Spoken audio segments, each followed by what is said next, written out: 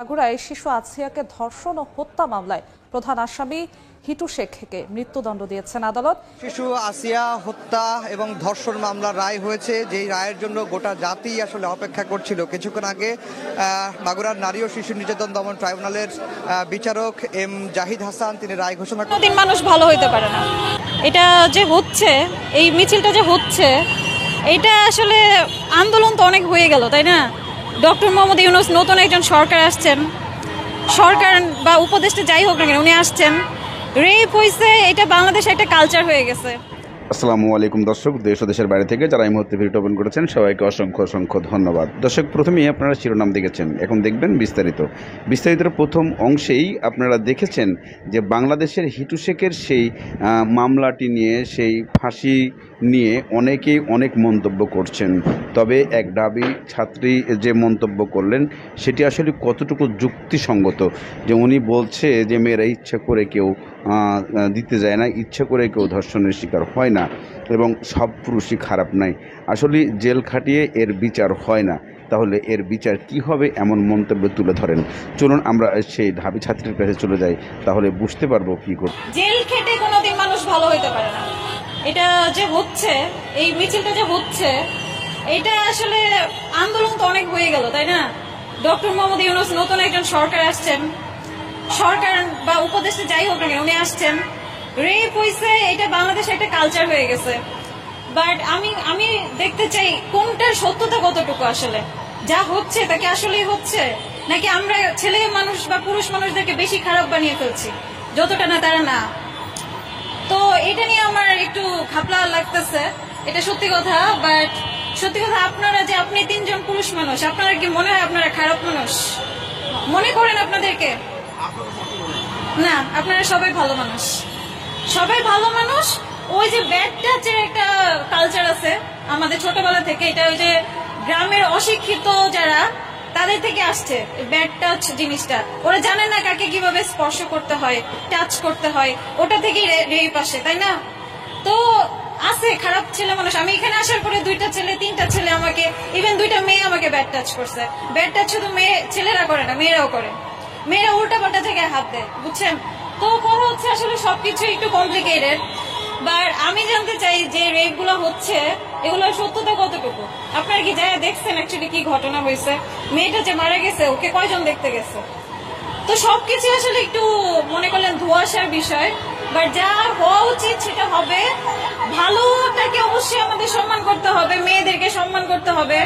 মেয়েরা হচ্ছে মায়ের জাতি, আপনারা মেয়ের পেট থেকে হয়েছেন, এটা বিশ্বাস করতে হবে।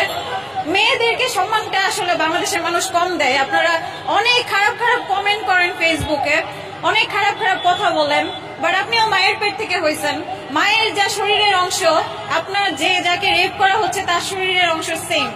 মেয়েদেরকে একটু সম্মানটা বাড়াইতে হবে আপনাদের, এইটাই। এত প্রবলেমের কিছু নাই আসলে। জেল খেটে কোনোদিন মানুষ ভালো হইতে পারে না।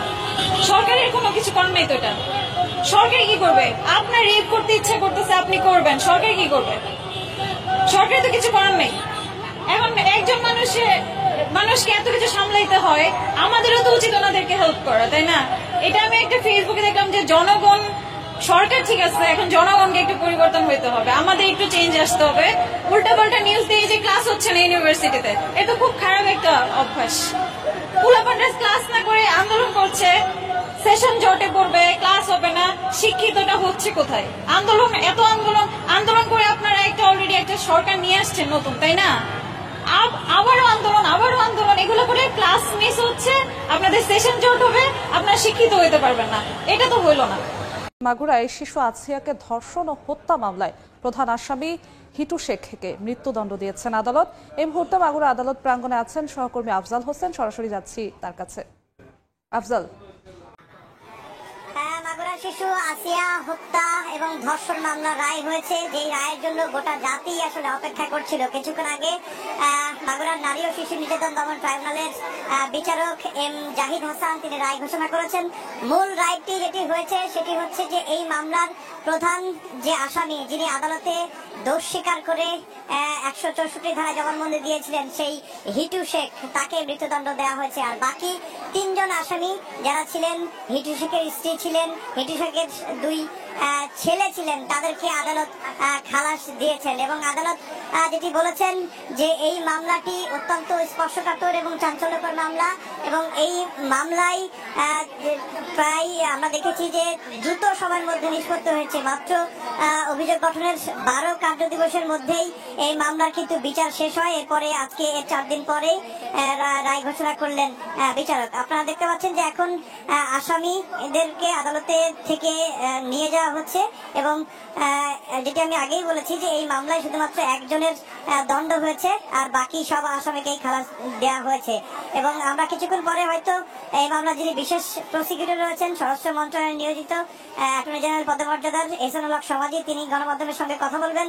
আদালত রায়ে কি পর্যবেক্ষণ দিয়েছেন সেই বিষয়টিও তিনি তুলে ধরবেন আমাদের কাছে। আর যেটি বলে রাখি যে 6 মার্চের ঘটনা, 6 মার্চে যখন শিশু আসিয়া তার বোনের বাড়িতে এসেছিলেন বেড়াতে এবং এরপরে তিনি ধর্ষণের শিকার হয়েছিলেন এবং ধর্ষণের ঘটনায় আমরা দেখেছি যে গোটা দেশ জুড়েই কিন্তু ব্যাপক আলোচনার জন্ম দেয় এবং ক্ষোভে ফেটে পড়ে। আমার সঙ্গে সহকর্মী সোহাগ রয়েছেন, যিনি এই ঘটনার শুরু থেকেই আসিয়া ধর্ষণ মামলার সংবাদটি দর্শকদের সামনে তুলে ধরার চেষ্টা করেছেন।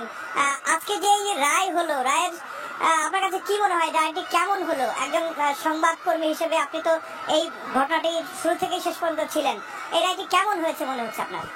আফজাল, আপনি যেমনটি বলছিলেন, আসলে এই যে রায়ের আমরা শুরু থেকে আমি আসলে থাকার চেষ্টা করেছিলাম এবং আজকে যে রায় হলো মাত্র 12 কার্য দিবসের মধ্যে যে রায় বিচার কাজটা শেষ হলো আসলে, এবং একজনের যে প্রধান অভিযুক্ত হিটু শেখ তাকে যে ফাঁসি দেওয়া হয়েছে, আসলে আমি মনে করি যে মাগুরাবাসী সহ সারা বাংলাদেশের মানুষ মনে করছে যে এটা ন্যায় বিচার প্রতিষ্ঠিত হয়েছে এবং দ্রুত সময়ের মধ্যে এই বিচারটা হওয়ায় কিন্তু সারা বাংলাদেশের মানুষ সহ যারা আসিয়ার স্বজন যারা আছে তারা কিন্তু সন্তুষ্টি প্রকাশ করেছে এবং এটাই তারা চেয়েছিল যে আসিয়ার যে মূল অভিযুক্ত তারা কিন্তু এই হিটু শেখের কিন্তু তারা ফাঁসি চেয়েছিল এবং অন্যান্য আসামিদেরও তারা কিন্তু শাস্তি চেয়েছিল, কিন্তু আদালত হয়তো তাদের নির্দোষ পেয়েছে, তাদের খালাস দিয়েছে যেটা মনে করেছে এবং মাগুরাবাসী সহ সারা বাংলাদেশ মনে করি যে এই রায়ে সন্তুষ্ট হবে এবং এটা ন্যায় বিচার প্রতিষ্ঠিত হবে বলে আমি মনে করি। আচ্ছা, আপনি কি আসিয়ার পরিবারের সঙ্গে কোনো কথা বলতে পেরেছেন রায়ের পরপরই? রায়ের পরে এখন আমরা কথা বলতে পারিনি, তবে আমরা কথা বলার চেষ্টা করছি। আমরা দেখেছি আসিয়ার মা তিনি আদালতে উপস্থিত আছেন। আমরা চেষ্টা করব যে আসিয়ার মা কি ভাবছেন বা এই রায়টাকে নিয়ে তার প্রতিক্রিয়া কি এটি জানার চেষ্টা করব। তো মোটা দাগে একটি কথা বলে শেষ করি যে মাগুরার আলোচিত আসিয়া ধর্ষণ এবং হত্যা মামলায় একজন আসামি, প্রধান আসামি হিটু শেখ হিটু শেখের এই মামলাকে নিয়ে অনেকেই আন্দোলন করেছেন, অনেকে অনেক কিছুই করছেন, তার প্রতিক্রিয়া জানিয়েছেন এই ঢাবি শিক্ষার্থী। তবে এতে অনেক নেটিজেন আছে যারা বিভিন্নভাবে এটা প্রতিক্রিয়া করেছে এবং কমেন্ট জানিয়েছে যে উনি কি তাহলে এর পাশে